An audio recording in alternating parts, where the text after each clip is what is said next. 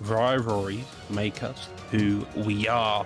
Every competitor has a rivalry. They have that one person that is a must win.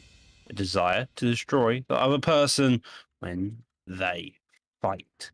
They aren't fighting to just win, they are fighting to destroy, to simply make an example of that other competitor. Tonight, Bad Blood spills over into Primetime's pre-season as old rivalries will be revisited. New ones will be formed. The competitors are hoping to crush their rivals on this established card. Bragging rights mean everything, and with the new season vastly approaching, what better way to make a case for yourself than by destroying another fighter in a Bad Blood battle? Tonight, friendships will be put to the side and hatred will take over. It's that one fight you can't afford to lose. No one wants to enter the season without bragging rights, and you can't afford to let your biggest rival have momentum. And so, with that being said, strap in and get ready for a night filled with a roller coaster of emotions. Welcome to Primetime Vengeance 2. What is going on, you beautiful bunch of savages? I'm your host, Cyrus, and joining me in the commentary booth, as always, is the one and only J-Time TV. And this time on the Saturday card, we've got Doctor as well. How are you doing, lads? Listen, guys, I'm feeling great. Even though the next season hasn't started, we got Primetime back. I was miserable without any fights. Doc would agree with me. Yeah, having no primetime cards is a unique feeling, but with this, it's going to be a fun time all around. And coming straight back with this Vengeance card stacked top to bottom with names. There's a lot of rivalries. I've got some of the notes on them, so it's going to be a fun time reading them out as we get into each individual fight here. Yeah, honestly, guys, this card's a little bit different, so if you're not in the know, this was a call-out card. Every single person on this card called somebody out. That was reciprocated with some bad blood, and thus they find themselves now trying to compete and get those bragging rights that Doc read out, obviously at the beginning going into the card. We're not really going to waste too much time going through each and every bout. I think a lot of these guys have names that you know and probably rivalries that you've seen if you've been paying attention to the, the Vengeance fight type kind of channel within Primetime MMA. So we're actually going to get into the first one between ICB Night Legacy and SVG Hash in Hands. Throw it to you there, Doc. These guys have been going absolutely crazy in the fight talk leading up to this one. They took the opportunity to get some bad blood, addressed on a live card, and they have run with it the entire way. Yeah, they really have. It seems like apparently Night Legacy ruined some boxing league. I can't work out the individual reasons, but it's something involving the boxing league. It's something about ruining something. And Night Legacy is looking to beat Hash in Hands because Hash in Hands wants to get payback for him. So I'm expecting this to be a striking matchup, stand up boxing galore. If it's about a boxing league, you got to imagine that stuff, and payback all the way. So as soon as one person starts getting emotion, you know for a fact those nerves, that nervousness is going to kick in, and you're going to have a very difficult time and an interesting time to see who gets the better hand here, Jay. Yeah, and then it's interesting. They've played a lot of matches. The record is 43-73. They're talking trash like they've never seen each other before, Cyrus. So they know who's really better out of them two. Yeah, they've obviously seen each other a lot, like you say, bro. It could be friends turned into foes, right? Like you say, especially if they've been competing in another league at some point that things didn't go quite as hoped. And obviously, like I said, Hash in Hands really wants to get some get some kind of licks in on Night Legacy. And honestly, I've not seen Night Legacy in a little while, and he's come back with so much confidence, Doc. The guy is quite clearly feeling himself right now, and he was even throwing out like little bets, trying to say, if I win this, if you lose that fight, you've got to leave. If I lose, I will leave. So he's willing to back it up. Yeah, and that's what you're going to be seeing, because this is the beginning fight on a Vengeance card, so making sure you're backing up that promises is going to be the most interesting. Probably going to see that quite a lot over tonight, people saying, if you beat me, I'm going to leave, and stuff like that. Maybe they'll stick to it, maybe they don't. The UFC community is an interesting community, but this is what they do best. Brawl, talk a bunch of shit, and just hope to knock each other's heads off. Ooh. both of them picked the calves. I expected that from Hash's hands because he's part of the camp called SVG, ran by the Moroccan Lion. So you know a lot of these creative fighters. And we got Night Legacy. Oh, and he stuns him, Cyrus. Yeah, that was a blistering combination. Night Legacy's actually looking as good as he ever has. Has to be careful with those uppercuts in return, though.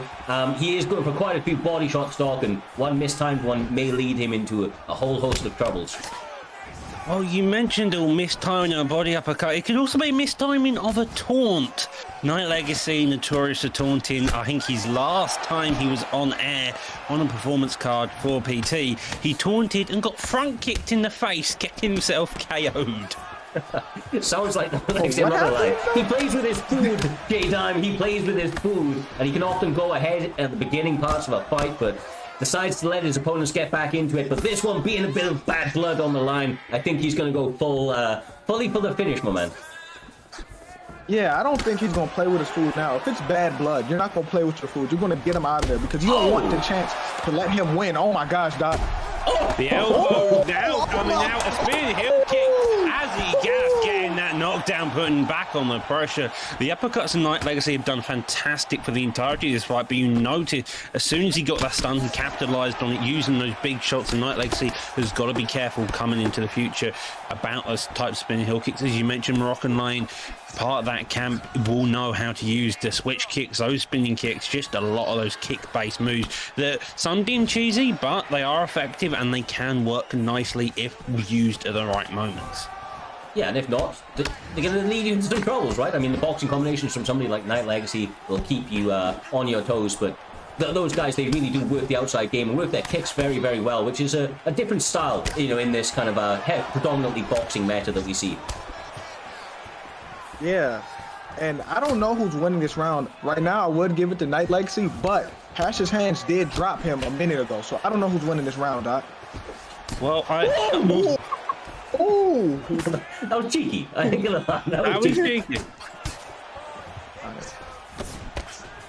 I mean, Night Legacy, his boxing has developed. It was actually his birthday very, very recently. This young man has been with us since he was 14. Now he's 19, bro. He's gone from a young kid to a man in that time. He's developed a lot in that time, both in terms of the way he is in the Discord and his fighting style. It pays off, Jay. He's come out there and, you know, he's looking really clean. He's looking as dialed in as he ever has. Yeah, he's looking really sharp. But in the second round, I'm looking forward to who's going to make the first adjustment and take over this. Ooh, that's a nice spinning heel kick. I'm looking forward to who's going to make that adjustment, Doc. Yeah, and that's kind of what you gotta be wary of. That's about the UFC game making the adjustments. You saw that adjustment with the stun into the spinning heel kick did have fantastic success. The issue is now going into the second round, you completely stop the momentum, so you have to rebuild it. Night Legacy had it to begin with. He had a lot of the lovely uppercuts, getting that stun early on, that clinch attempt there, and those jab straights blistering past. Night Legacy's throwing a lot of straight shots. Every time he ends up in that pocket, he's using the hit stun of the straight and the uppercut to really get his damage going here, so. I'm going to tell you why that's working. Because Hash's hands is not moving his head.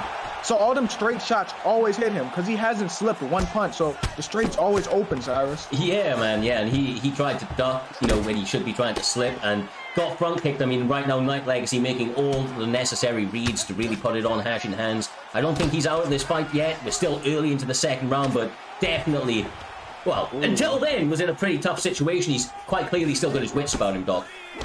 Yeah, well, slipping off the centre line now, realising it, but coming back, the rear hook also clipping on that block. That jab rear hook is something you've really got to be wary of. If someone plants and throws that as you comes in, you're going to get stunned massively. And that's putting this pressure on. The jab, the straights is just working nicely into the favour of Night Legacy's game here. He is starting to get clipped on the outside, but the combinations on the inside, J-Dime. I mean, just each and every time, brother. I'm not gonna lie, this is a great fight. Oh, but I don't think Hash's hands has that much stamina either. That's the thing, and he's taking some damage, but this still a barn burner of a fight, Doc. It really is another knockdown into the favour of Night Legacy, getting 2 knockdowns to his opponent's 1. 2 minutes left on the clock. These two are just grueling and going out of here, Cyrus. They are, like I say, trying to get the finish. I like the way that Hash and Hands is, you know, starting to go more and more towards the jab, working single shots because he is getting caught a little bit, but those pullbacks have been money for him, Jay, and maybe one or two more he could end up changing the entire trajectory of this fight. Yeah, but if I'm Night Legacy, I'm throwing them straights again. Oh, never mind. He got him with the hook. When he actually does slip, he threw the hook. So now if I'm Hash's Hands, I don't know if I want to slip. I don't know if I want to lean back.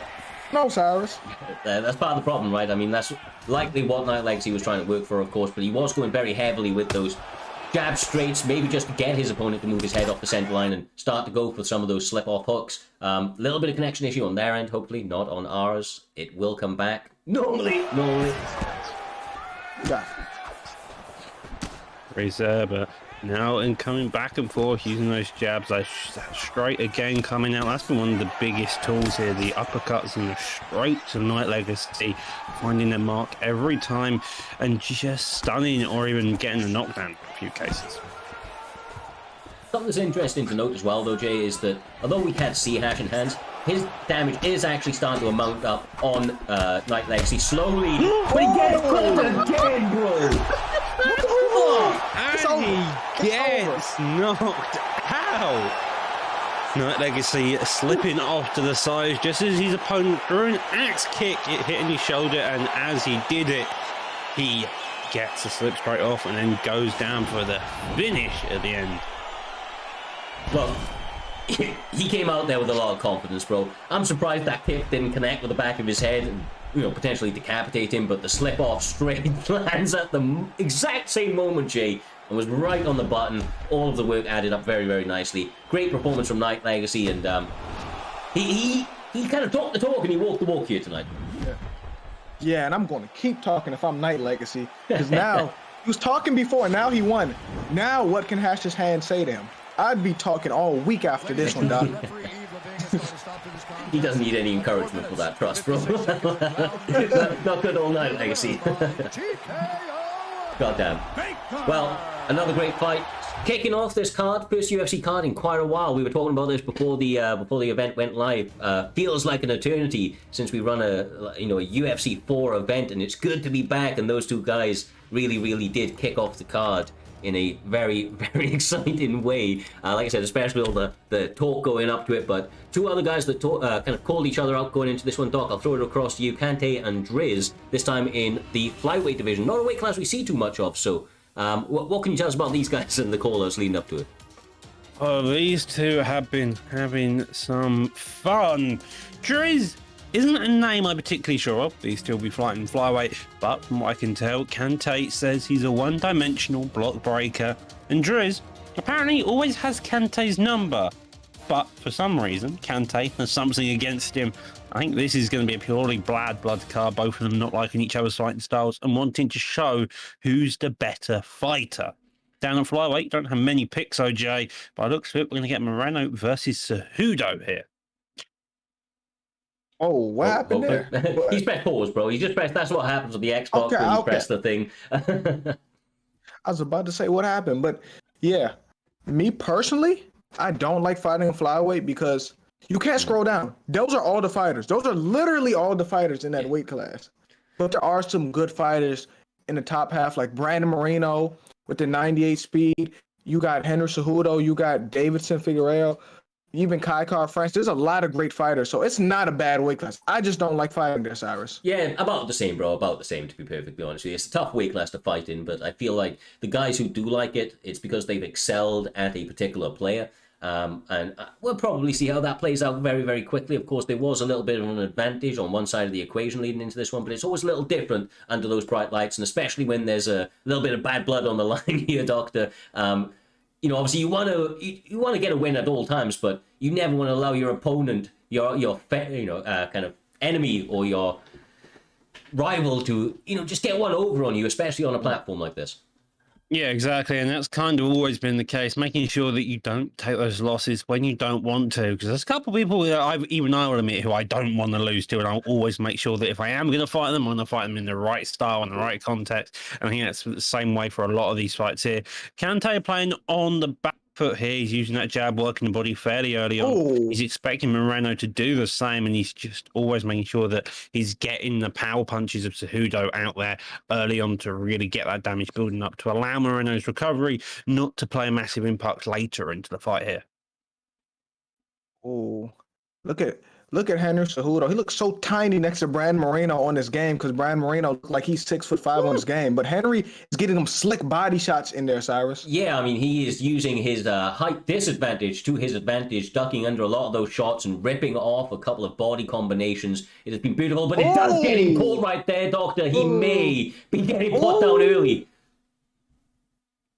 Yeah, he's having a bit of difficulty, but neither opponent's really escaping much. Like, Moreno's putting on this pressure, but at the same time, Kante's coming back, slipping off to the side, using that head movement, and then working down to the body. So it's keeping their stamina and their general head health the same at the same time here, Joe.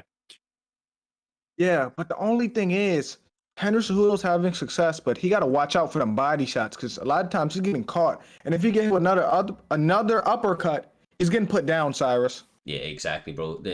The problem is that being the smaller fighter, he's almost having to risk that. He's going to have to try and do it whilst also semi-slipping off to the center line. But all that active head movement is going to allow Driz to really, really start to capitalize, get some high vulnerability shots. If he's just able to, kind of pressure through presence, look to, kind of force those slips and then counter them with some hooks like he has been trying to do already, just like that.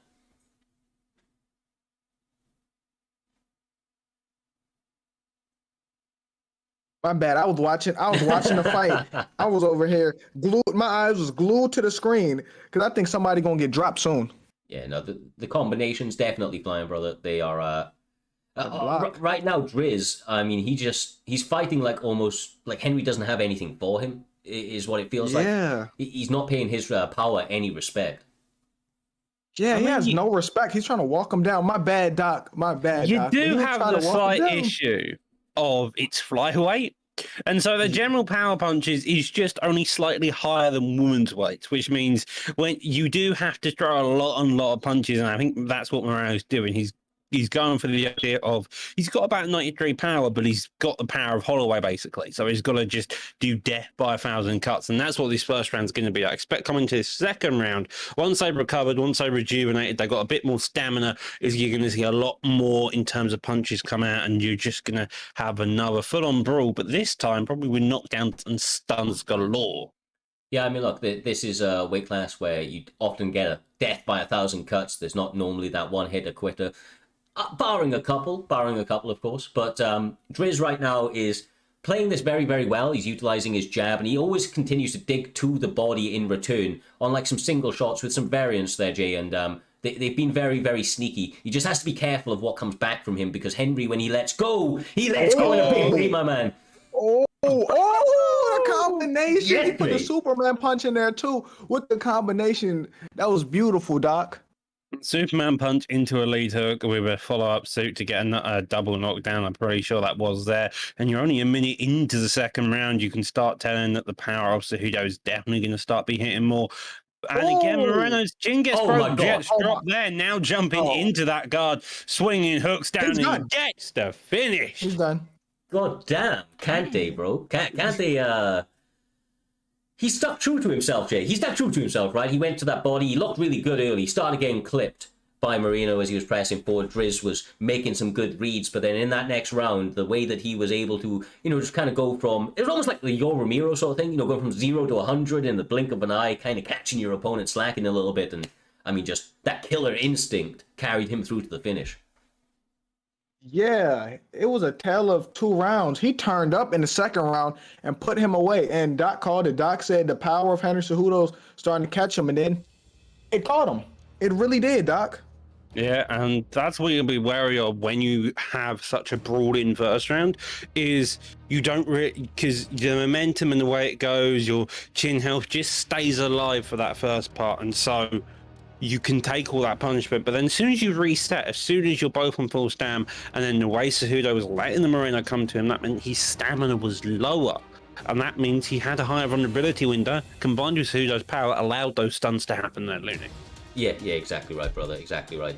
The next one is a very interesting one, with that one in the history books, though. We have a fight between Demon and Dima. Demon called out Dima's entire camp from what I'm reading here, J-Dime, and Dima had to stand up. And then, come out here and represent him and his team, kind of cast off this guy that's been hating on them. And obviously Demon's kind of like biting at him saying, you're nothing, I'm the best, I'm the GOAT. And that's often the way he talks, he feels it, and he wants to prove it here tonight. He called out the whole team. He didn't call out one, he called out all of them. Yes. Hey, that takes Called balls. them trash cans, to quote what Demon's been saying here. Demon, man, he's a wild one, Jay. He's a wild one. He comes out here, he always talks mad trash, but like he often backs it up. I can't lie, he does. Hold on, what's his gamer tag? I'm the GOAT? No, his game attacks Demon. On at least right here it is. That'd be Dima. It's Dima versus Demon. Yeah, Dima versus Demon. Yeah, I know, bro. There we Here's go. what's going on, Demon. What do you mean? What do you mean? I don't know what I'm on. Yeah, you're very alright. No, his game attack is Demon's Demon. Demon v Dima. Demon, of course, going Gilbert Burns here. As you can see, Dima going Leon Edwards. There are no fight restrictions in this one, so anybody that knows. Of course, in Prime Time MMA prelims, traditionally only 4 to 4.5 star fighters going into this one. Because it's a Vengeance card, it isn't part of our normal season. The full array of fighters are at their disposal, J-Dime, as we've seen already tonight, and that opens it up to maybe fighters that they're a lot more comfortable with. I'm not gonna lie, right now, it looks like everybody is not on Demon's side. People are saying Dima by demolition right now. I don't know what he did to Dima make the by people murder. mad. That's another TT member of Dino Gamer. Apparently Reaper said you ducked him. Just having a quick gander at the chat there as we go. Whoa. He said, who ducked him? Who ducked him? You ducked him When apparently. he asked me to fight, ask him what the message says. Ask him what it says. That's all I'm saying. If he can answer what it says. Well, moving back into the fight, we've just seen that Edwards has managed to stop a takedown there. Pretty impressive. Saints takedown shot by Burns, and even the mighty Wonder Boy had a bit of difficulty from there. The jab straights coming in. The power of Burns is something to note here, but with the new welterweight champ of Leon Edwards, he's got the power, he's got the hand speed, and now he's also got that 94 footwork to also compete with it. Yeah, and he's doing a good job at the moment of capitalizing back. Demon has opened this fight up heavily. He seems to be the guy that's being the aggressor, J-Dime, but there just seems to be a calm, calculated approach from Dima that I feel like over the kind of course of the entire 50-minute fight is going to start to eke him ahead. Yeah, he's cool, calm, and collected, and there's a patience about him. And then you got to keep in mind, Leon Edwards got a swag about him because he has the belt now, Doc. Yeah, he does have that belt, and I think you see that in PT as well. People can go on massive win streaks with belt. I kind of expect the same IRL with someone like Leon Edwards having such a good fight against Usman that a while ago now. And on here, he's doing the same. But as I say, that Burns. Gilbert Burns, one of the best in that weight class for a reason, J-Dime. He is a killer in that cage. Submissions and knockouts, both on his resume. Looks to add another one here tonight. That was a nice kind of couple connections as he goes into the clinch now as well. Yeah, Gilbert's a tank. Let's not forget the power he has. He stunned Kamaru Usman. I thought he was close to getting him out of there for one instant of that fight, Doctor. Yeah, he did stun Usman, and he does have that power, but Leon Edwards was the one who managed to get a takedown and nearly RNC poor old Usman. So you got to imagine that's a threat here. But Burns says, I don't need takedowns, I just need the power in the hands to knock you down, and I'm a black belt with these hands. Honestly, though, he is put on a crazy pace. I'd love to see what Dima's kind of stamina and health situation is right now, because this is mental. He needs to get that finish, bro, is what I feel, J-Dime, because this is a crazy workload. Considering it's round 1 as well, he ain't coming into the second with 100 stamina, you know? Yeah, and at one point we thought Leon was going to win this round. He was cool, calm, and calculated, but now he done got stunned and he done got put down a few times by Gilbert Burns, so this is obviously his round unless he can do something about this, Doc. Well, he may not have this round, but he's still got another 2 rounds to work, and you've always got the first possibility of a knockout or submission, which take the judges out of it. That's always a fighter's aim, especially as you go into that 3rd round and you're not particularly sure on what's going on. With that being said, though, your significant strikes do go into the favour of Edwards, 20-13. One knockdown, 2 stuns in the favour of Burns, most likely winning that round. But overall damage may actually go into the favour of Edwards. Nah, bro. He got stunned twice. Did get knocked down as well. You are right. He did land more significant strikes, but not the most significant strikes, right, Jay? The stuns, the knockdowns kind of got him there. But starting this round out, decides to mix up and take down the grappling specialist. I have to see what he's able to do on the mat here. I never thought that. Leon shot, but Leon did take Kamaru Usman down. Very true. So Very true. now, it's Leon the wrestler now. Now Leon got some confidence to his grappling. He done took Gilbert Burns now too. Next thing you know, he gonna take Hamzat down. I don't know, Doc. No, I mean, Hamzat versus Edwards would definitely be a very interesting fight, to say the least. Here, though, you see Edwards taking his back. Burns got to be careful which way he wants to go. Does have full guard as well as rubber guard in this position, so he can look to transition either into the side control flip or a top mount. But so far, staying patient, gets a deny. Maybe that's a fake. Particularly short, and the elbows are coming out. That was a deny, and good denial on the reverse, though, from Dima. That was absolutely phenomenal. Rubber guard is a favorite position of mine. I do love it. Gets his back taken, though, J-Time. That's tough, bro. He gave a back sit. I did not think that back sitting will work. That's why I'm shocked right now, Doc. Back sitting's going to be a slower pace. You do have the armbar threat in here from here. It does get the top mount though instead. And now we go into this position. Does get the first deny there. Fantastic job there by Demon. Now going to the ground and pound position. Edwards the one who shot the takedown to begin with, and that's where he took the mat. But Burns is showing him that maybe he shouldn't have taken him down. Yeah, that jiu-jitsu is real with Gilbert Burns for sure. He's using his hands very, very nicely, though the ground and pound is definitely softening him up. Maybe trying to look for a submission a little bit closer to the end of this round, but either way, it's all money in the bank for Gilbert Burns at this point. Demon looking pretty good over the course of this fight so far. I can't believe this. Leon was doing good, right? And then he took him down. Now he's here. This is his doing right now. Right now, Leon Edwards is on the ground because he took Gilbert there. Yeah, he did, and now Burns in that full guard. Edwards had the opportunity, but with this time slowly running out, you got to imagine that Edwards is going to be desperate to try and win this round. Otherwise, he's going to have round 3 to get a KO or a submission. Nice work transitioning over into the half guard. Not for too long, though. Defense seems to be pretty strong. Both guys using those little bunny shots to build up some GA, but of course, Demon is the one stacking up a lot of time here and getting just about enough popped up ground and pound to, maintain this position for the last two or so minutes there, Jay. Yeah, I know Leon's gonna go to his corner and regret this because he may be down. Oh, never mind. He may be down 2 rounds. I don't know. I'm not a judge. I'm not there for that, but he could be down 2-0 right now, Doc. Yeah, I'm going to say he's down 2-0. As we say, Burns gets up at the very end. Yeah. The store going 11-2 significance there. 2 minutes control time to 1 minute. Edwards did have some good control time overall, but Burns, again, he had that top mount. He can majority of the damage that round. And now we're going to the third and final round. It looks like Burns, after all, is apparently the master of TT, it seems. Let's not mince words here. Gilbert Burns, Demon. He's ahead in this fight by a large margin. Leon Edwards needs a finish, but if we saw anything in that Usman fight that it's possible, J-Dime, all he needs to do is set it up. Maybe he's been trying to work towards this point the entire fight, but if he's going to act, now is the time. Listen to me. It's not over till it's 0-0 until the fat lady sings. So you can be getting your ass handed to you, but you need one moment. You got to be perfect for one moment because it's a game of momentum, doctor. Yeah, and that's what... that's what you don't have. That's what Edwards was looking for. But then Burns comes in, does this, slams him down. He gets up. Fantastic job there. Getting that takedown tonight. Does lean away from the hook. The slip straight though, and this is where Edwards wants it. Can he turn around? Demon, who has been ahead the entire fight, now finds himself rocked, able to recover momentarily, and is now securing the takedown. That's got to be a breath of fresh air for Burns. Jay, he did not want to be on the feet after that big rock.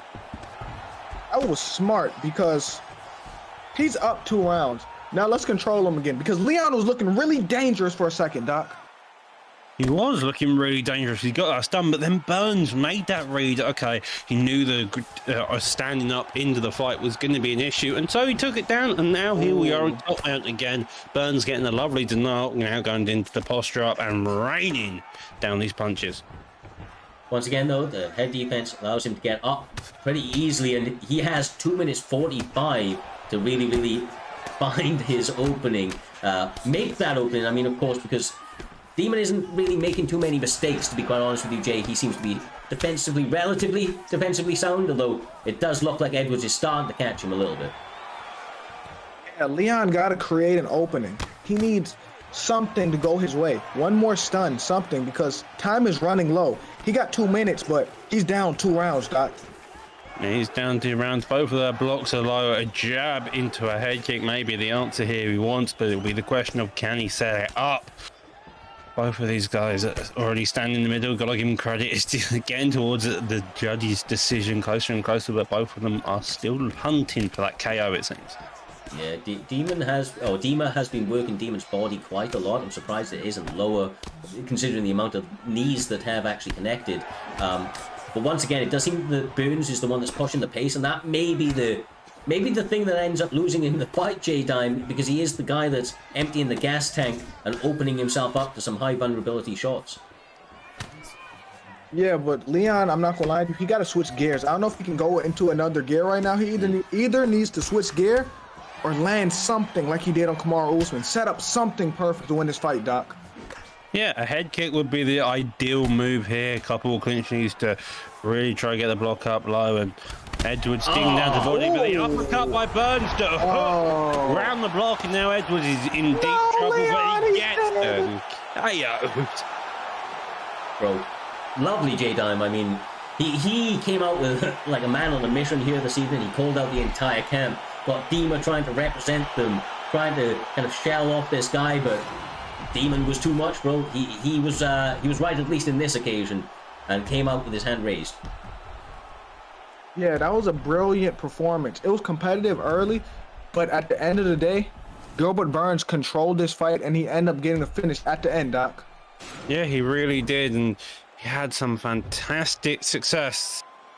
Dima tried his damnedest, to be fair. He looked good in some areas. He offered a difference in the grappling. It just turns out Burns was a more experienced grappler, the more agile across the board. And as you can see by the stats, that's a 2018 into the favor of Burns. I do think that Dima, to be honest with you, was doing the right thing for a long time. He had a game plan, which was to take this fight into the later rounds, but he just took a little bit too much damage in the early going with the 2 rocks and the knockdown, and that put him in a position which was hard to come back from. But either way, another fun fight in the books. That's our 3rd fight of this evening.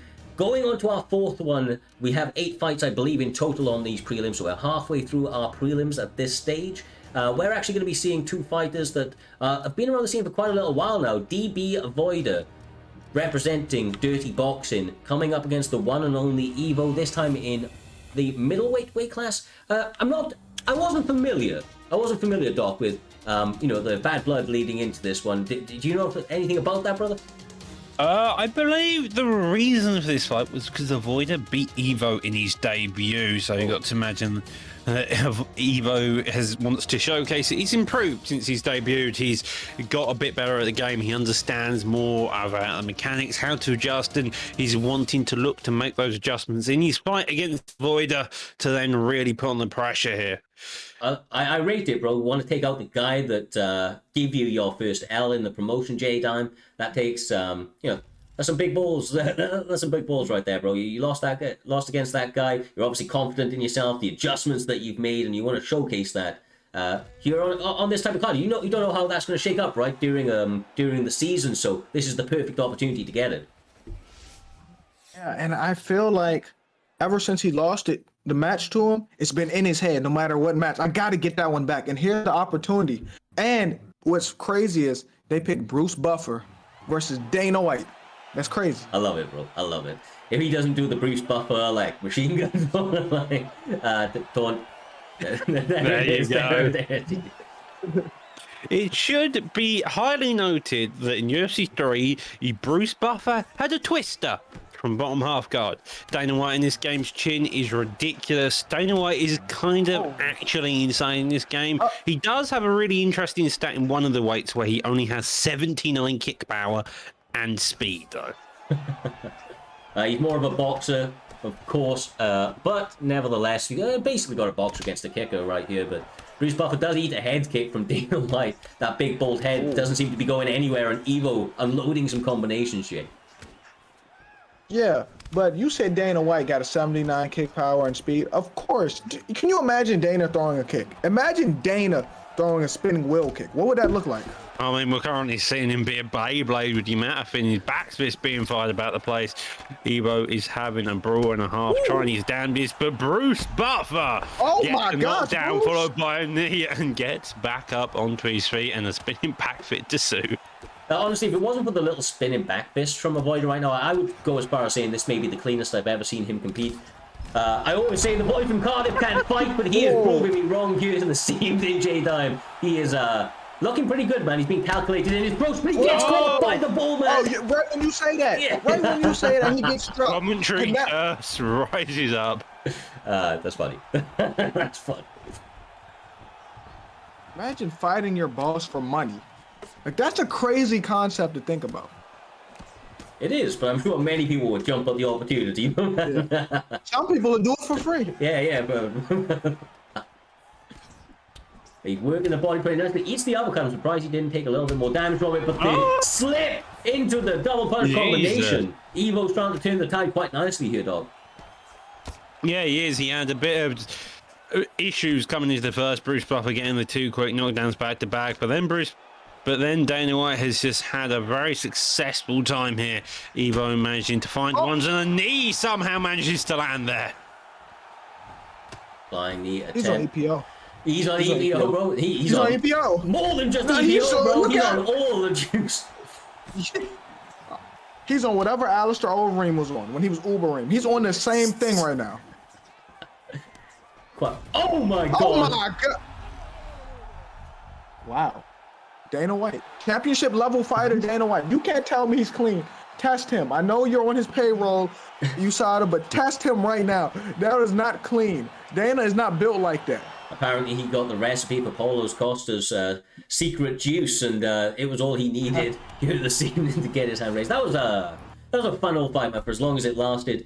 Fair play, Evo, able to get his hand raised over the guy that handed him his first L in the promotion. That's a way to do it, man, and let's be honest, that straight was a bit of a piston, man. He put him down, it was just like one shot and dead, bro. One shot and dead. The way he dropped didn't look like he was going to be moving for quite a long time. Either way, though, it moves us on very nicely to Smooth Jamal up against Raw Ute. It is going to be in the bantamweight division, and Doc, how about you lead us into this one, my man? These two guys called each other out, of course, as did each and every fighter on this card. What's the background of these two? Well, we're going to have Smooth Jamil versus Raw Ute. Smooth Jamil, also known as Ripper in the previous life, smoked everyone in the Raw camp, and apparently Ute is the only one left. Fair play, bro. Fair play. Wow. He's beat everybody in the camp, he says. God damn. Apparently so. Who knows if that's true or not? We're not fact checking this. We're going to go with it. We're just going to go with it. If it's wrong, it's wrong. But hey ho, here we go. Just make sure to mention it somewhere, and maybe someone will notice. But by the looks of it, we're going to have a Corey Sandhagen. Are we going to see Jan? I don't particularly want to see Jan versus Corey. But okay, fair dues. We'll see Jan versus Corey Sandhagen. Get it done, bro. Get it done. Ooh, that's interesting. He said he went through the whole Raw camp, but whether it's true or not, I've sparred with Smooth Jamal in the past. Smooth Jamal is a good player, so if he did something like that, I wouldn't be surprised, but I don't know. But we're going to run with it anyway. Well. He's obviously taking it seriously, right? When you pick up Peter Yan, you ain't taking yeah, he's the god in that division. That's the best person. He's not playing around. This is real beef. If you get Peter Yan, you want to kill somebody. Look at the speed of him, man. He's cracked, bro. He is absolutely cracked. I mean, look at Sandhagen, though. He's actually taking the center of this fight. I love Corey Sandhagen. I forgot to tell you, that's my favorite bantamweight in the world, too. It's Corey Sandhagen. It's been that way for a long time. It does get tricked very, very easily right there. But the reversal, though. That is what you want to see. Fantastic job there by you, making the read of the crucifix attempt, and then going down instead into the way of his opponent of the crucifix, because that's a contextual transition, I'm pretty sure, something along those lines. Anyhow, and now Denial there flips over to the side, doing roly-polies around the cage. But now Ian's got probably be looking for a top map position here. Oh, well, you called it, Mystic Mac. How you be calling stuff like that, Doc? Right on time. Second time today. Doc is definitely renowned for the grappling exchanges. Our resident grappler on the commentary booth, for sure. But right now, Sandhagen doing a relatively good job of stopping Peter Yan from being able to posture up and rain down some holy hell upon his face. But I was going to say, he had to get out of that position, Jay, and he does so quite nicely. Oh, and he's back inside control again. I think Peter Yan is going to be content controlling it on the ground, getting ground control. Because, like I said, he can win this round like this if he don't reverse position, Doc. Yeah, he's got to be careful, though, of when he reverses position. Because you saw it on the crucifix. If I'm Sandhagen, I'm looking to not be putting crucifix as the one issue to begin with, because you just had all those elbows inside control, and now you're going to have more elbows to be fired at you, and Deny there beautifully, and looking to get more elbows. Slow and steady wins the race, because the arm trap is there. Sandhagen trying to stand now out of it into the side saddle, but again the elbows are still hitting hard. Honestly, Doc, am I wrong? Am I wrong, brother? When you're in a crucifix, the longer you're in it, the harder it is to get out, of course. But the elbows reset that, which is he's stuck. Yeah, he's just stuck in it. He's stuck in it. Yeah, the only time he gets out is when there's like 3 landed and the GA is completely reset. But right now, Smooth Jamal is playing this game beautifully. Into the top mount position now. You is probably desperate for something. His face has been elbowed. He's probably cut to all hell and high hell and straight hook. It's over. God damn. It's over. That was mean, bro. That was mean. Yeah. Listen. That was disgusting. That was disrespectful. That was easy work too. That's what it looked like. That looked bad. Once it hit the mat, once he had him inside control, and then he had him inside saddle and crucifix, he was not getting out of them positions. He was stuck. Yeah, that was nasty. He said he'd run through everybody in the camp. There was one more. He'd run through the final one. God damn, Smooth Jamal looking as smooth as ever right there, man. He just sliced through him like butter. But man, this card is moving quickly. This card is moving quickly. Yeah. the only one we've seen go past the second round was Demon versus Demon with those two, and that went to the third, nearly to the judges, in fact, until the Burns managed to find that one hole and get the knockdown. But with that, we go on to our next fight of this evening, Noggin versus Lilo. These two have apparently had a long rivalry for months. I can't say I've seen it, but who knows? Noggin, Swedish striker, Lilo, a bit all over the place, a quirky character in the community, but definitely someone that I could see ending up having a rivalry with one of the arguably the nicest guys in the community of Noggin. Noggin's one of the nicest guys in the community, really? Okay. Well, I mean, he's Swedish. All the Swedish guys seem to be lovely. I think he's Swedish. He's Norwegian. Apologies. How can you have beef if he's the nicest guy in the world? What are we saying here? Styles is the nicest guy, and there's no doubt about that. But Noggin probably comes in the close second. You're like basically... He is Norwegian, not Swedish. Oops. I apologize, Noggin. You're saying that this guy's been out here winning Nobel prizes, and now and he's still making enemies. He's gonna he's got his opponent standing opposite him. Called him Wonder Boy. He just called him Wonder Boy for real. NMF, isn't it? Oh, okay. This is for the NMF belt, guys. what were the picks right here? Okay, Anthony Pettis, Dustin Poirier. I missed those going in, but makes for an interesting one, man. Boxing against the kicking of Anthony Pettis. If he's able to utilize it, chop up those legs just like that, Noggin could be onto a winner early. Yeah, Noggin using that jab very effectively. If I'm not mistaken, it's a level 2 jab, which means it's kind of a bit more flicky and you can get a bit more flowy into a bit more of a flow state with it. The leg kicks of Poirier are already coming out. Pettis probably wants to match them, either his own leg kicks to the body or the legs themselves, and then start to build up the base towards the head afterwards. This fight is starting kind of. Ooh, this fight is starting kind of fast right now. I was saying Anthony Pettis don't need to box with Dustin, but his hand's looking good right now too. Yeah, he seems to just be a little bit stay ahead. Ooh. Lands the head kick. He is getting flashy. It is showtime for Anthony Pettis, but he does have. Oh my God! Attacking the body at the right time as well. It's when he's on the inside I get a little worried, Doc, but so far so good. Until that takedown. Body trip though there by Lilo, reading his opponent, knowing that the striking's going to be slight issue, so instead goes down into top mount now and up, get up though straight away. Momentum working into the favour of Pettis, and now we're back onto the feet here. Active with the hands, J-Dime. They are throwing heavily. Missed kick there, maybe a sign of a little bit of frustration from Noggin. Not too sure. But honestly, it's the combos are really where it's at in this one. When they sit down on them, they come out in some crazy flurries. Oh shit! Oh, nice.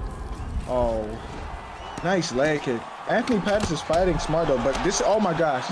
I say that, he gets dropped. But this is what I was about to say though. I was about to say that he needs to get in and get out. Like one shot, then get out. Twos, then get out. Because you don't want to be in the power and boxing of Dustin Poirier, Doc.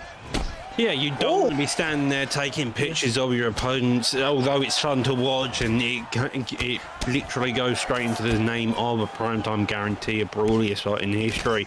But but in terms of just survivability, it's not exactly the best case scenario.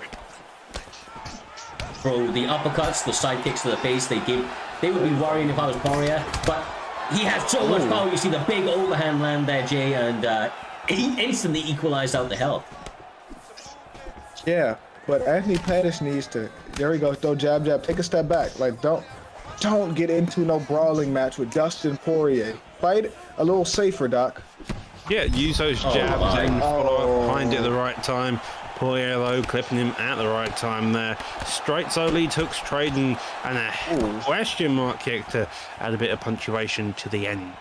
Yeah, he's peppering Poirier a little bit with some of the shots and keeping his head health, but of course the one big impactful shot always comes back from Poirier, so... Lovely work. Nice. This is a good fight. Anything can happen. It's a lot closer than it felt at the beginning, right? I mean, I felt like it was going one way at the beginning, but it just ended up kind of going tit for tat the entire way. Yeah, this is a crazy fight, and I got to see what adjustments they make in the second round, because if I'm Anthony Pettis, I'm going to jab, jab, take a step back, throw a teep. I'm not going to get into a brawl. I'm going to fight him from the outside. He has balls standing in the pocket with Dustin Poirier, because I wouldn't do that, Doc.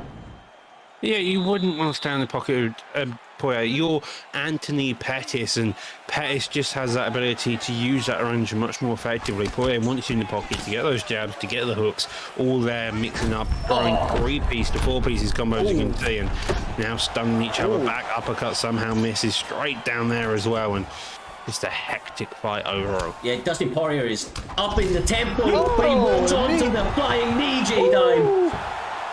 Is this over? His hand is stuck behind his back. He can't block. How did he get his hand back? Oh my God. So, how did his arm get? His arm was stuck behind his back. How did he magically get his arm back? He's a control this, bro. Oh my. Hooks and another hook. He went, okay, you managed to get your hand out behind your back, but I'm gonna just still continue to hit you, letting you not know where and when I'm gonna hit you, and that managed to finish off Lilo there.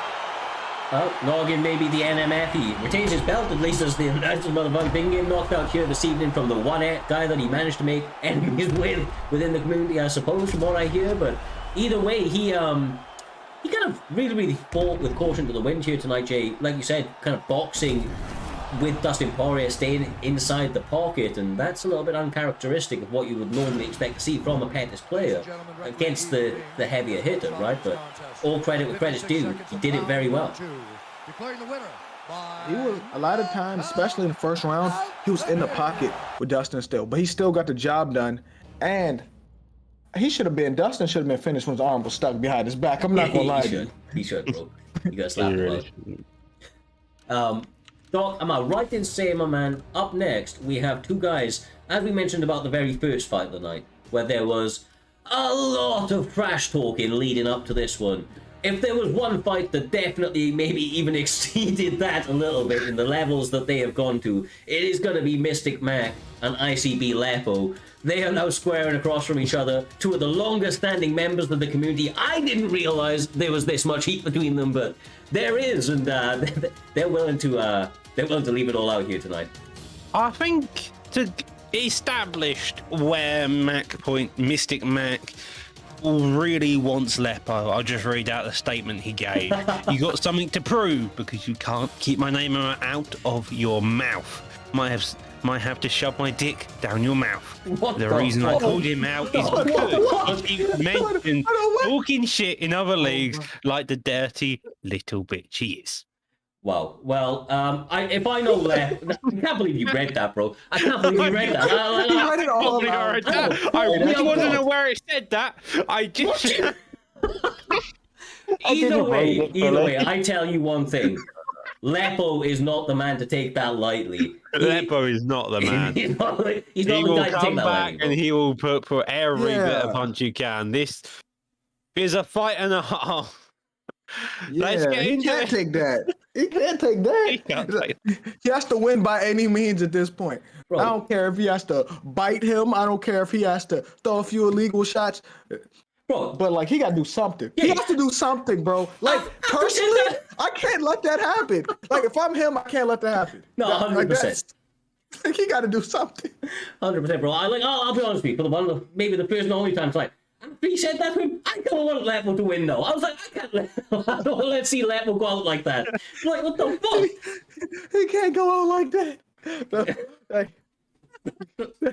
that's crazy. They're not touching gloves. No, They're not touching there's no no gloves. touching gloves in this one, bro. No, there is no such a gloves. These two are looking to put on the brawl. You got Mystic Mac already coming out, but Lepo, as McGregor, he can put the power at any point on, and he's gonna really want him to do that to the chin of Max Holloway here.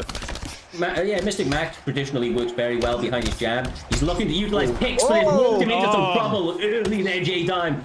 ICB Lepo said, suck on that, lands a straight, and sits him down early. So we're not going to talk about how his name is Mystic Mac and he got Max Holloway. Yeah, and yeah, Lepo's yeah. one O'Connor. We're not going to talk about that. God damn, bro. I'm still a little bit bewildered. The fight is heating up very, very quickly, though. A minute odd into the fight, and lots and lots of shots already thrown, man. Man, I'm not going to lie. I don't have a dog in this fight, but I feel for Lepo. Like, I hope he has a great showing because you can't take that. As a grown man, you can't let nobody talk to you like that. No, trust me, Lepo is not the one, bro. He will stand up for himself one way or another. And the only problem he's going to have here is he needs to maintain the damage to be very high. He needs to make sure that he doesn't waste any of the cardio, because that's one thing that Max Holloway does not lack in. And big missed shots like that, especially when Max is punishing back with body roundhouses, dog. That's a recipe for a long night. Oh! That came out of nowhere.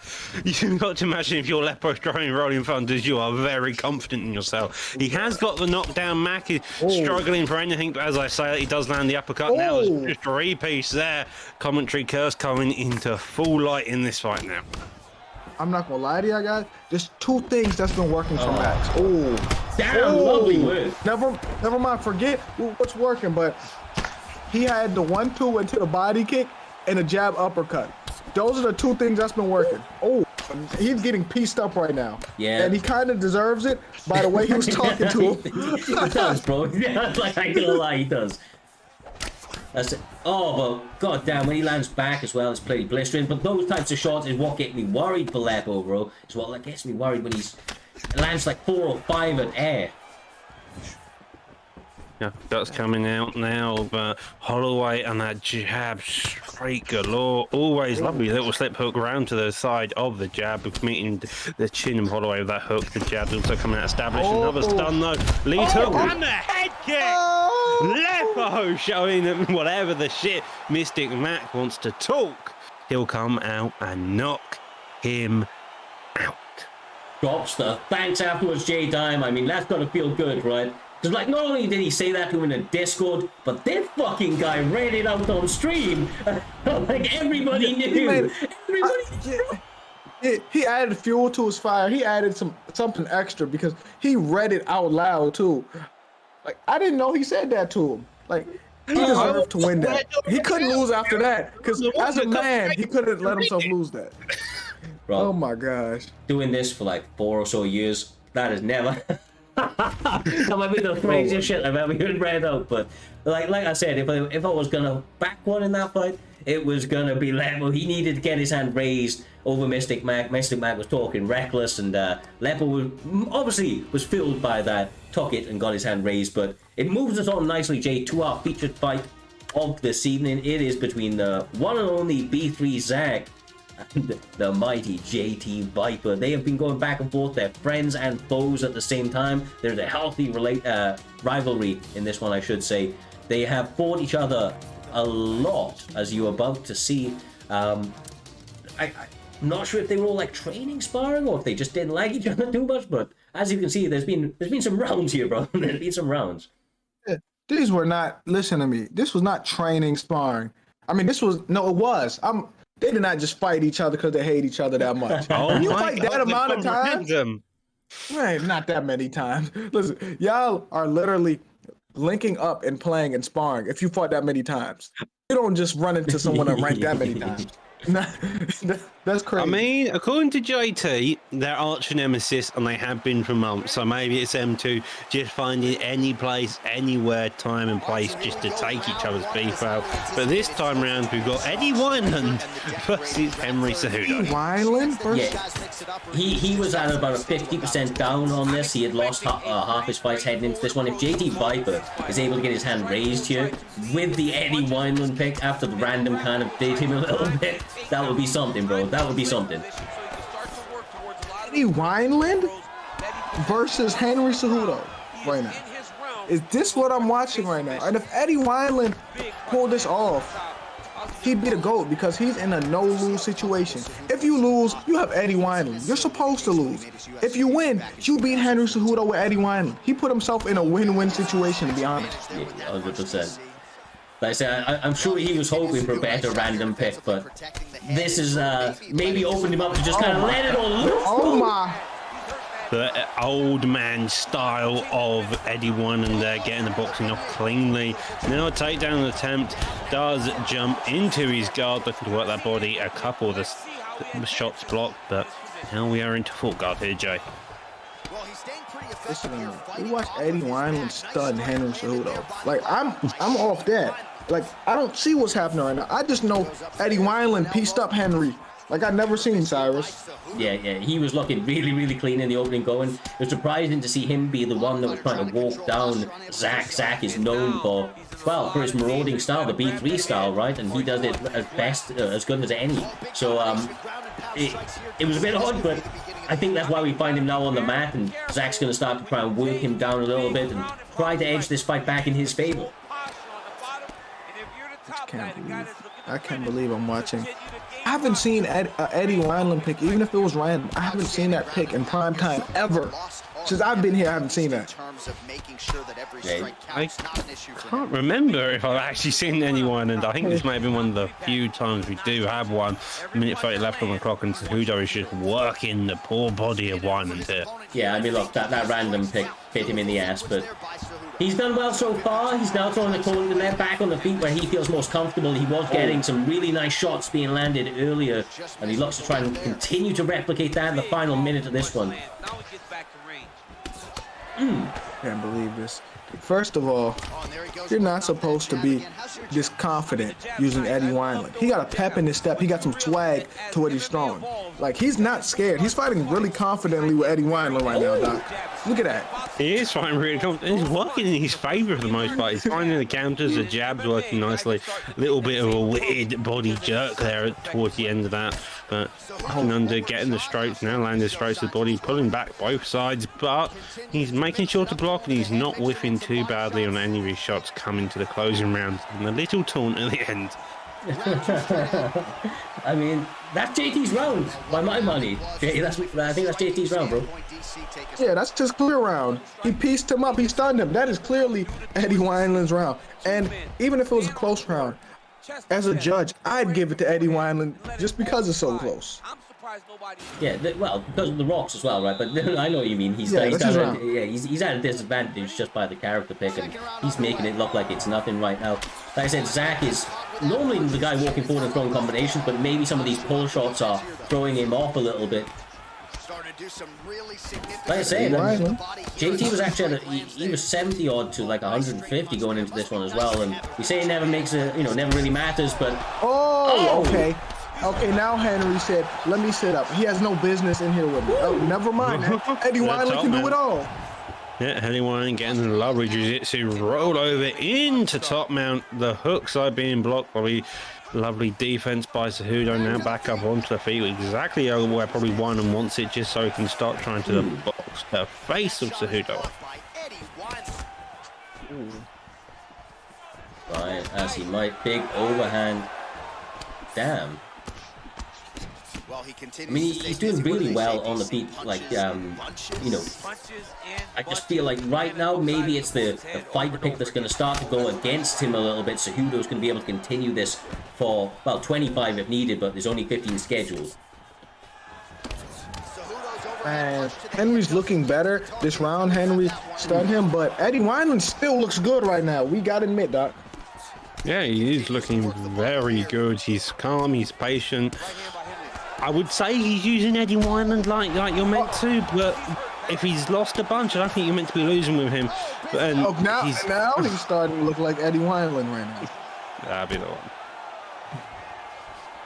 Why he get up? Well, he's doing a nice job here blocking these shots. The chin is tucked, the hands are high. This is where he is trying to turn around, the peppering of the block, the big overhand boot. Nice head movement from JT Viper, though, to get off from that final shot.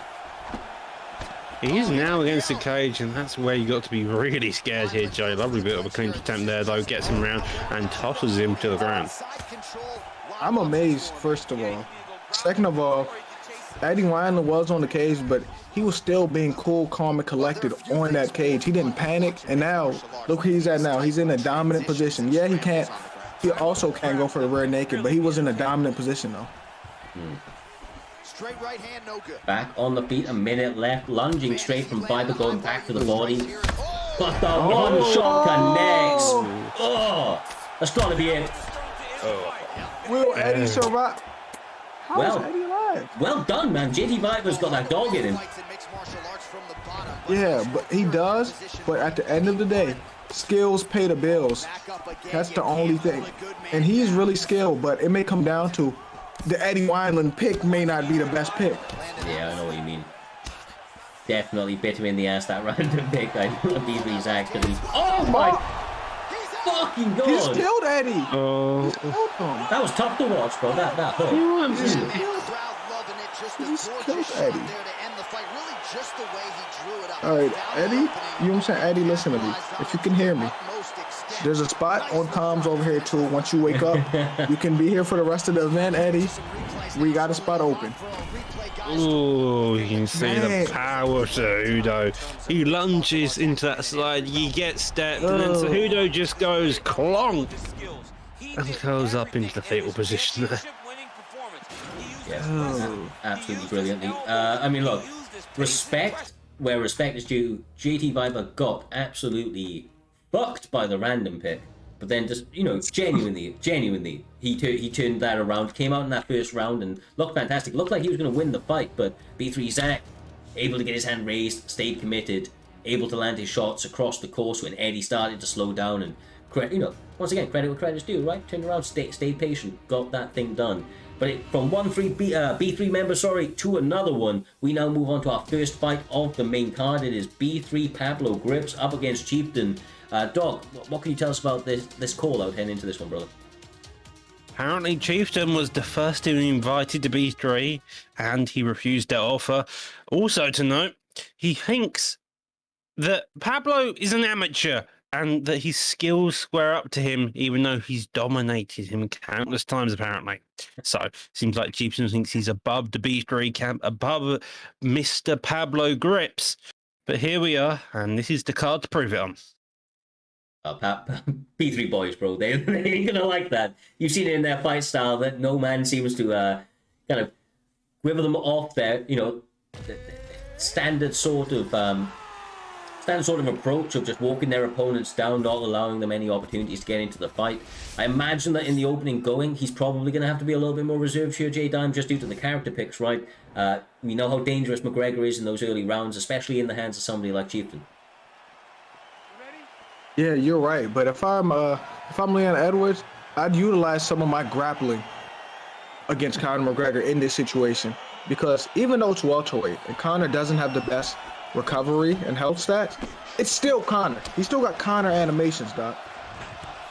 Yeah, and that's what you've got to be wary of when you're using either one of these fighters. Is their striking abilities are impressive, and even in welterweight, McGregor is still McGregor, and Edwards is Edwards, for example. Yeah, a car is a car. A house is a house, man. But let me stop. But no, this is a good fight between two southpaws right now, even though Leon's fighting an orthodox Irish. Oh my God! Oh, Never really? mind! No, Jesus! Oh, I thought it was gonna be. Chieftain, Well, bro, that was nearly the end of the fight. A spinning heel kick. The last time we saw that was in the beginning fight between Hashing Hands and Night Legacy. Chieftain taking a book out of their calf leaf and comes out with the spinning heel kick, little taunt there, and now we're back on the feet, happy to have an engagement between these two. Wow. That spin kick, Jay, that was fucking crazy, bro. Out of nowhere, like out of nowhere.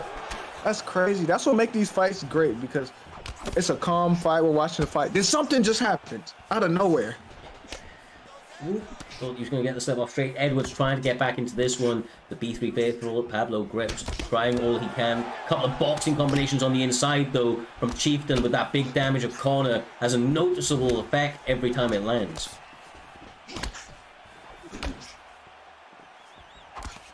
I'm not gonna lie to you. I'm over here with my eyes glued to the screen watching Conor and Leon.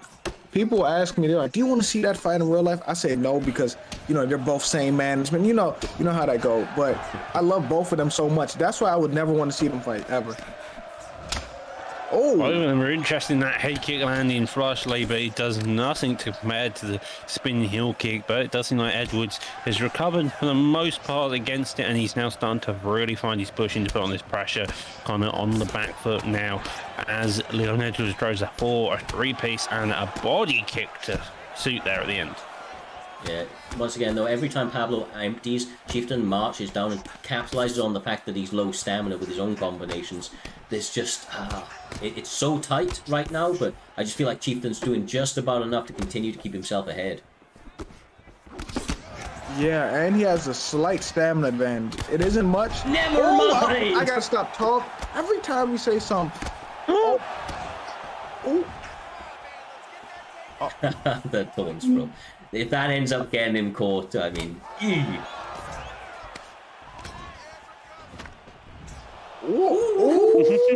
We in the Matrix, Both of fellas. them making raids, but the uppercut comes out.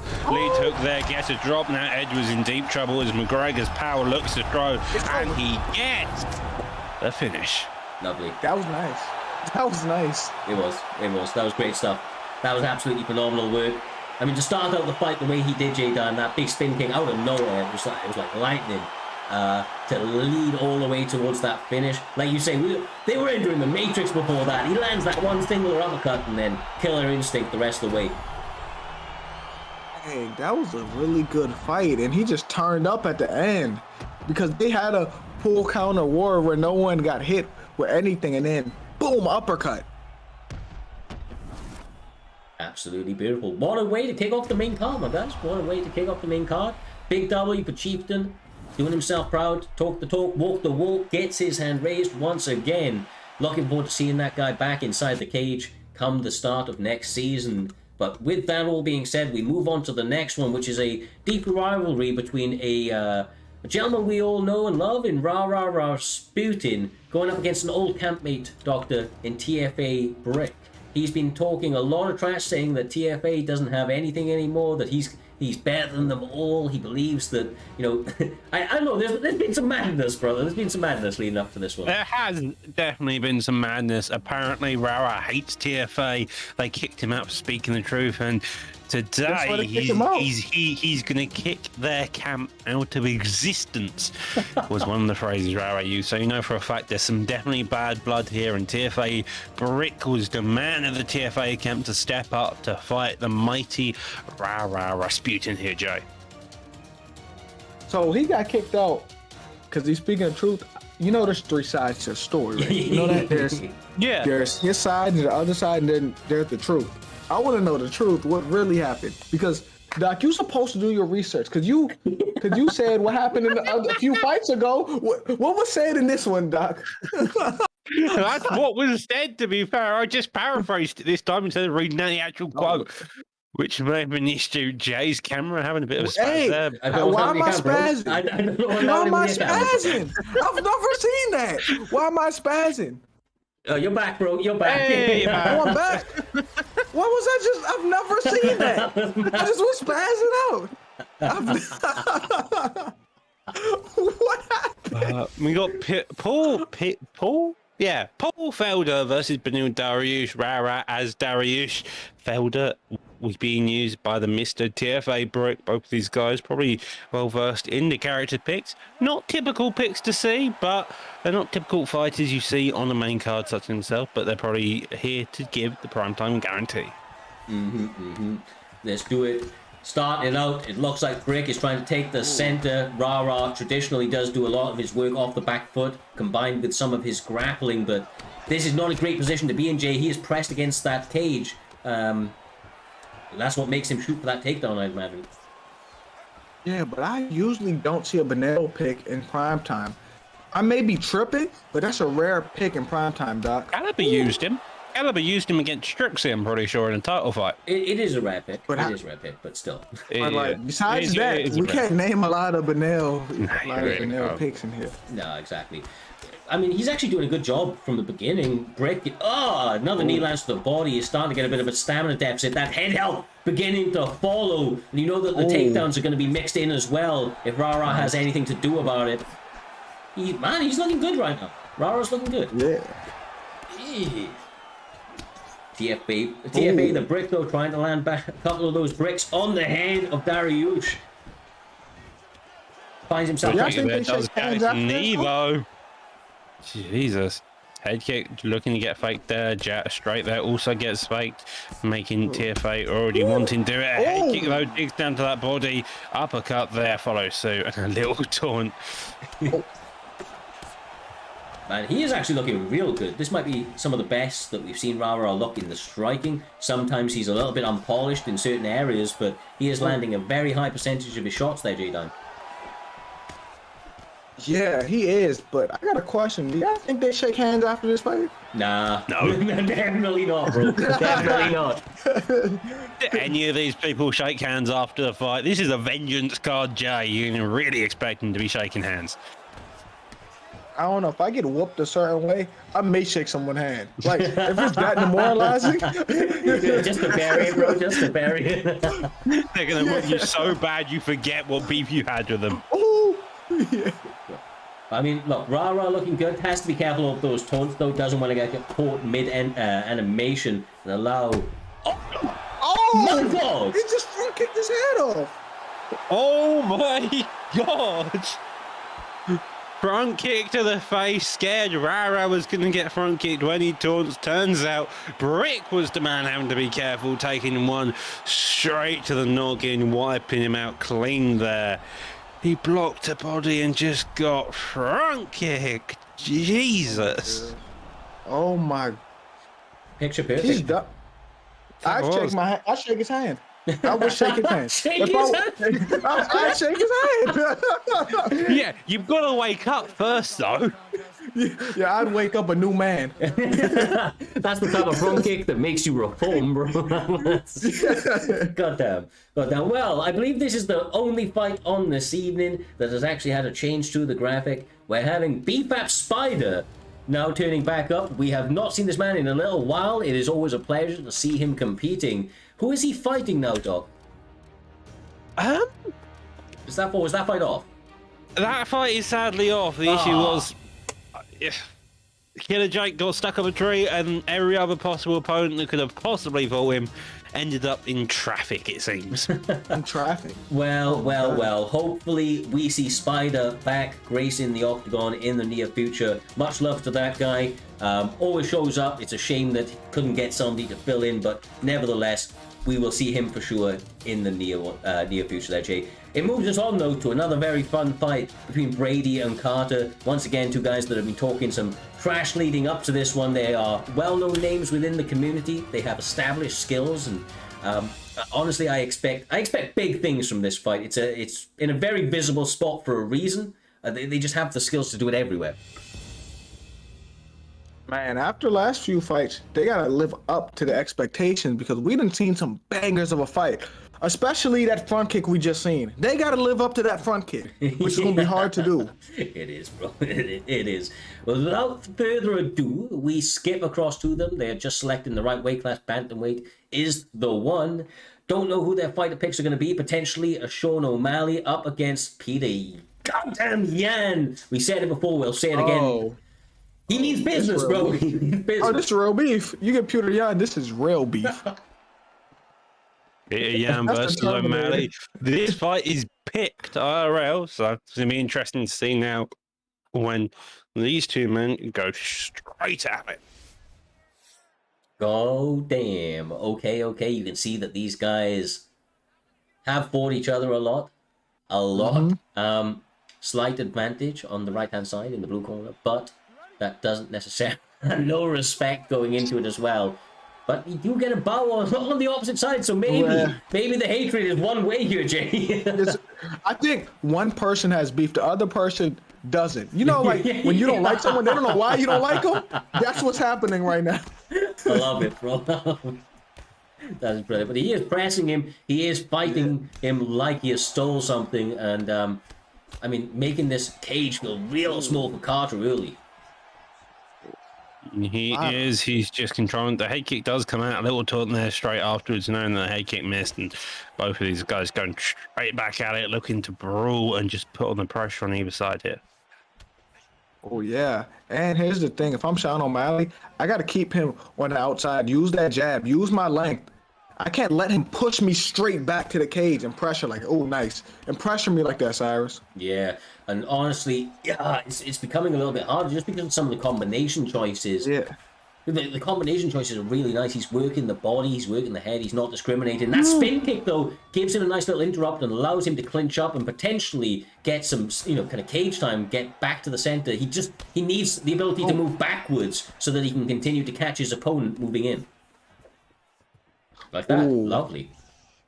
That was lovely. But what if he would have sidestepped that? He would have had a free counter if he would have sidestepped that. That's true. And then that stun would have changed this whole fight, Doc. Yeah, and that's what you're looking to do. You're looking to make those counter windows, find them big and strong, and really exploit them. As you can see, the kick in the pocket, that rear hook coming in, and just getting that stun there. Nice work.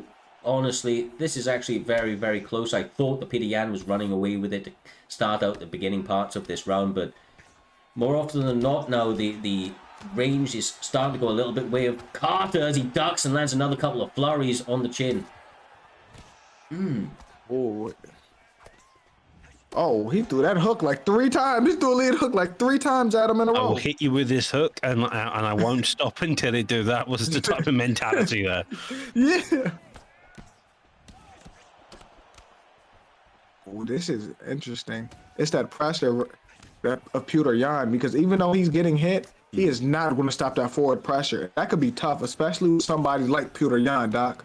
Yeah, he's just making sure to stay in the face of O'Malley, not allowing him to get kicks off, and then every time he engages in boxing, as you can see, he's tripling up on those hooks. He's making the reads. He's just playing slow and steady. Say that though, the head kick, I guess, to start now putting on the pressure. Ducks under the straight, the lead hooks. He's just trying to brawl with his opponent, make O'Malley just overextend just a bit much here, Looney, and to really exploit that ability here. Yeah, he's trying to. I mean, Carter's trying to play that long game, right? And Peter Yan, Peter Yan on the other hand has tried to kind of, like I said, just walk his opponent down from the start there, Jay. But I just I don't know how these next 2 rounds are going to play out because it's been very even. They've been very, very active, and you know that it can only really take one mistake to really turn the tides there, or to put yourself ahead. Yeah, he's trying to forward pressure him like Peter Yan, like no head movement. His head's on that center line, just walk down on him. That's what he's trying to do. Got him pressed up against the cage once again there, Doc.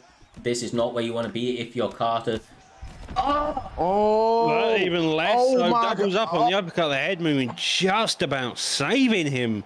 But again, if you're Carter, you need to be using the footwork, O'Malley. You need to be circling into the center of the octagon to really just exploit the length of O'Malley now getting that knee there. But again, the hooks, Jay, as you can see, it's just so much pressure here by Yan at the same time.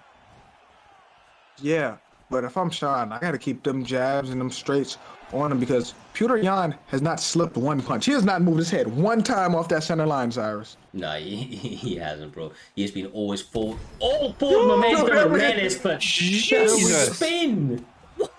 Oh, we done it again. Double. I was gonna say, don't do it again. Don't do it again. You'll duck it, bro.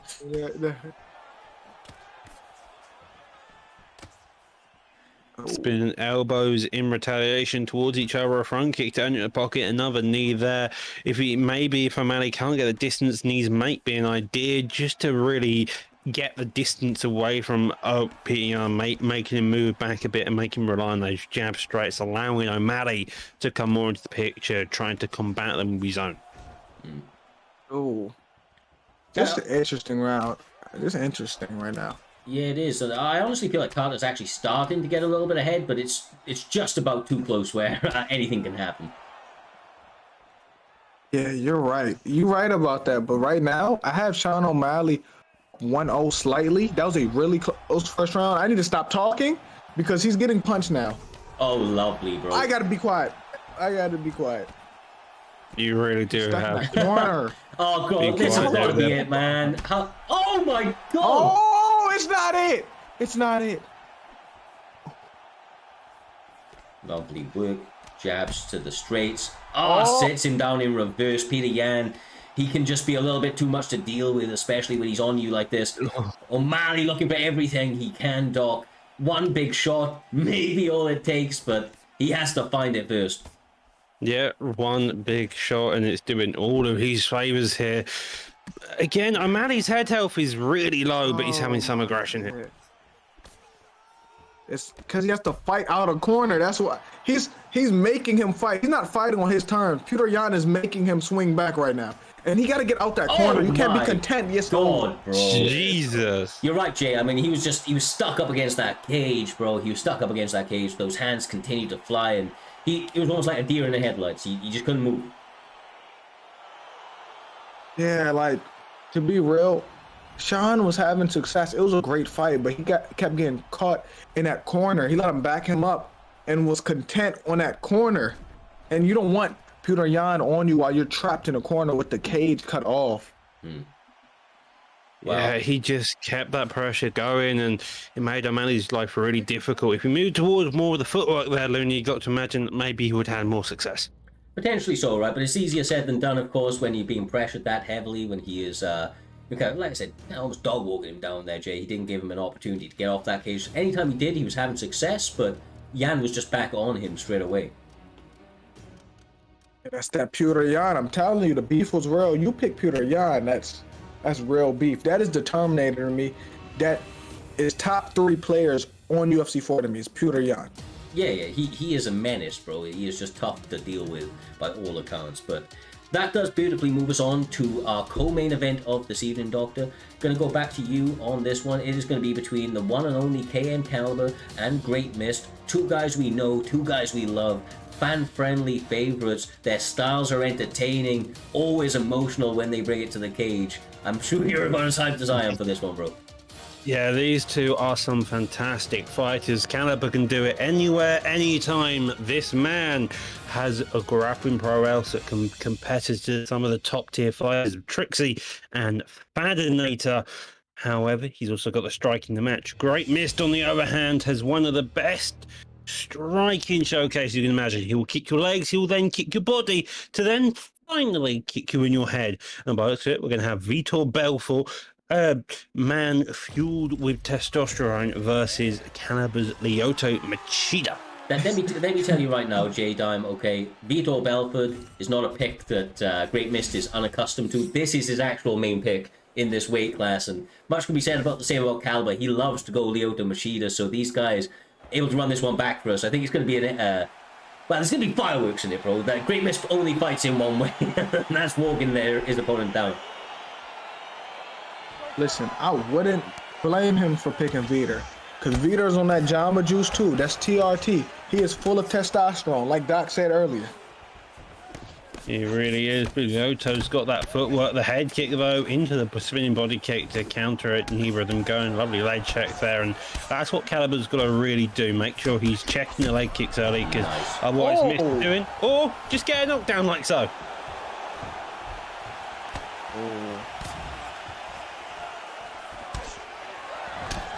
This is very much a sense. They're both very technical, but in different ways. Great Mist is very much like a Justin Gaethje of old before he started training with Trevor Whitman. Caliber, on the other hand, does like to pick his opponents apart technically, utilize a lot of movement. Thus, the Lyoto Machida pick, but he gets rocked. And this is not where you want to be against Great Mist. This could be the start of the MJ. That was weird. Let's get a It was move just on. like a weird animation right there. But you know what I think about when Caliber used Lyoto Machida? Do you remember, if I'm not mistaken, when he fought Trixie and Trixie had Robert Whitaker? I think it was the upset when he had Lyoto Machida. I may be tripping, but I remember him upsetting somebody. He did. It was Trixie. Oh, yeah. That's why I was like, that's when I knew. I'm like, okay, he wasn't trolling. He was serious with that pick. Well, Caliber's always used some weird picks. He's picked Faden with Aljamain Sterling, who, although is the champ, he isn't exactly what some would deem the most meta of fighters at bantamweight. But Belfort here now putting on this massive pressure, digging down to that body with a head kick as well. And 2 minutes left on the clock. That's a long time in an octagon with Mist here. Yeah, especially when he's got the rock early. Oh my god, bro. I don't know how that pick missed, but Great Mist capitalized like it was nothing, Jay. Listen, if they let him get that counter, I'm not going to lie, it may have been over, but that's crazy. Because you know when someone does a head kick, it's over, Cyrus. No, it definitely can be, bro. It definitely can be. That's fucking... Honestly... matter of millimeters. Caliber still trying to fire back, but you can see his head health just isn't recovering right, and Great Mist is gonna try to capitalize on that with another big shot from Vitor Belfort. Him, the power of Jesus, and those aerodynamic lines that he has shaved in the side of his head are gonna allow him to really spin onto a win if Caliber doesn't mind all of his P's and Q's there, dog.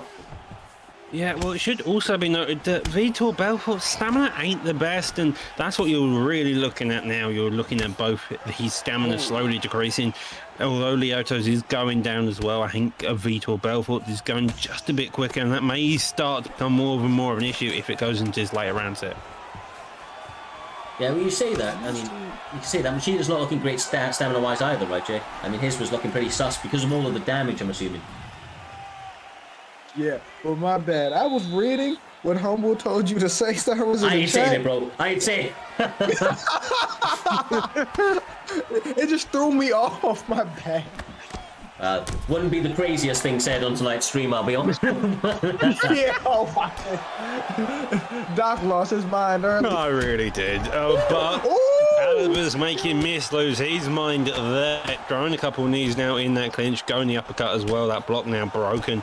Lead hook towards the end of that, and Mist. Normally the pressure fire is the one on the back foot here. Well, yeah, I mean, look, this is where he can start to turn the tide. You see him utilizing a lot of teep kicks, a lot of leg kicks, but every time Great Mist sees the opportunity for that, he's normally going to unload with some boxing combinations. He does. It feels like the momentum shifting though, Jay. I thought he was so much further ahead, but Machida seems to be dialed in right now. But that's what a true veteran does. Caliber has fought the best of the best all the time. So Caliber's used to making adjustments. He knows it's not over. He just needs one. And he's got that stun. He's turned the momentum. Oh, never mind. I'm being quiet, Doctor. This is got it. He's crazy. having a bit of success. Head kick follows now. Suit Oh digs my down to God. that body afterwards, up to the head as well. Uppercut comes out there by Myst. 3 minutes left on the clock. It seems like the longer this goes on, the more and more Caliber is having more success. Checking the leg kick, but it doesn't land. A body kick following suit, and another teep just to slowly work down that body and stamina. Oh. Oh, great miss. Lovely work. Oh, I just think something about to happen. Something crazy. But, there we go. All momentum on the side of yeah. Cam Caliber. Man, he is looking good here this evening after that early storm that he has weathered. Continues to attack the body of Vito Belfort. He says the power of Jesus cannot save you now. Oh, bro, that body work. That's a matter of millimeters of centimeters, just reading that one singular shot off of Myst and then blocking it and encountering with the body or the head, and he's just going up, down, left and right, any way in which he can find a home for his shots. Caliber is landing them. That boy Caliber took the momentum back. I'm not gonna lie to you, because that first round looked really shaky for him. It looked like Vito was damn near dominating, but I don't know how he did that. But he has momentum, and it looks like he's now controlling the fight, Cyrus. Yeah. I see that. The one thing about Vito Belfort is he hits so hard he could change it with one big shot, but I just think Cam Caliber is a guy that's so calculated that he may not give that opportunity. There's a decent amount of time though, and their stamina looking so sus. One of them has to drop very, very soon. The one is gonna be Vito. I'm not gonna lie. Vito looks like he's gonna be the one, because it's not just head damage. He's taking these body shots too. Yeah. And look at his stamina because of that, Doc. Yep, now going in there, a couple of knees, one to the head there, breakaway on the uppercut, blocks it, the hook following suit. And that is the end of round 2. The first round looked competitive, but the second round, it was the gas tank of Vito Belfort has just been destroyed. And although Lyoto's one is following suit, it's going at a bit slower pace, and that's really giving the option of Caliber to pick his shots wisely and get a bigger vulnerability window every time Myst wants to engage. Nice work. Try and get himself off. He's trying to get that big shot with the knee to the body. Nice. Jay sits him down again. He's been investing in that body since round 1, and it's adding up. Look at the stamina, and another body kick should stun him to the body again, Doctor. Yeah, you really do expect it, but Myst is Myst as ducks down into that teep, doesn't get it, another teep following suit. The head and the body blinking, he gets stunned. Oh my God. How is he still standing? Jesus. Oh He's styling. my. He's styling right now on him. Yeah, that's it, bro. That is it. Yeah, Jesus. that's it. Combinations, like, and you gotta remember, Jay, he was getting his ass beat in that first round. He really was. Yeah, to stay so calm, to stay true to like your own abilities, the belief that you can get your hand raised and do it like that. What a performance from Caliber. He did it in style too. From round 1, Yeah. where he was getting whooped, everything turned around after that. He was just styling, and he found a groove. And it looked like in the last round he was in his flow state, and because of that, it was a great performance. Well, what a fun-ass fight for the co-main event of this evening, Doc. Moves us on to the main event, Moolah TT B3 Blackout Hours. What can you tell us about this one, brother?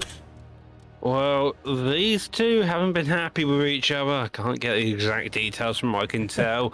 Apparently, Moolah's got block broken by him for a while he was Yair Rodriguez, and so he needs to get that back. Blackout part of that B3 camp. They're the Bang Bang Bullies. What's Bang Bang known for? Block breaking. So, got to imagine that's from the camp. Blackout's a notorious just striker of impressive nature. So is Moolah. So these two tip at the top to showcase the best of their striking ability as McGregor here tonight. There's that McGregor mirror match I just saw. They went into the fight very quickly. Unfortunately, the picture quality from their end is not fantastic, but we'll hopefully that will settle in a second. I didn't even get to see who was who, I'll be honest. This isn't 1080.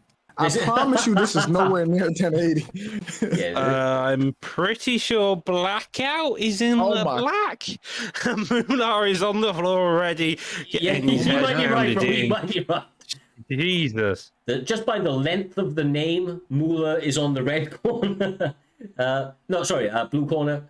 Blackout is on the red corner, but could be wrong. Hard to make out. Either way, we're just going to watch two very pixelated Conor McGregors try to get the job done. Looks like, from the style, I would agree with you. I believe Blackout Hours is actually on the, in the black shorts. Yeah. Every Ooh, bit they're of talking trying. there comes back at each other, striking. Oh. A body knee getting that stun. What in the Oh my- world? He's just. He's At least he wanted to put Oh. a fight of a night Did you potential give him a haircut already. with that? Oh my god! Rolling Thunder sits him Rolling down, Thunder gets his Finished. back It was the straight. Jesus, what mercy in Christ! He hit him. He dropped him with a rolling thunder. I mean, that's the way to do Oh it, bro. That's the way to do it, That's bro. a way. That is a way and a half to do it. That's neither now going into the full guard position. Probably wants to get back up on the feet after the performance of again. The knockdown mirror, rolling thunder, couple of straight set. Now disengages. Little taunt, tell him to get back up and a push into the hook. Man, I can't believe it. That whole sequence he had, Oh and then my the rolling god! thunder. What? Oh my! Hey, He this said- is a. Oh my! This is a flawless performance right now. Yeah, Blackout Hours not- doing the damn thing, man. He caught him on the way Oh in my- with a jab and sat him down. Oh my! I think it was a rolling thunder. He caught him with. Not the second one. Man, this is crazy. Oh my god! well- Well, we'll That get was a confirmation on this, but by the looks of things, that was Moolah. Moolah. That was Blackout Hours, sorry, that got the job done. Yeah, it is. You can see it just about. It was his style. That's the way he. That's what he brings to the table, J-Dime. Wish we could have seen it in a little bit more definition, but fair play. He does that would've each and been every such time. that would have been such a dominant performance on 1080. Like, but that was a great performance. We had to watch it low quality, but dang, that was a flawless performance. Like, goodness. Yeah. Yeah, I got nothing to say about that. Well, ladies and gentlemen, boys and girls, it has been an absolute pleasure bringing vengeance to you here this evening. It has been a little while since we've been going. Like I said, been about a month. Feels like an eternity, but with all of that being said, we will be calling an end here and now. Make sure to stick about for the end raid and join that raid. We're going to push some love forward into the community.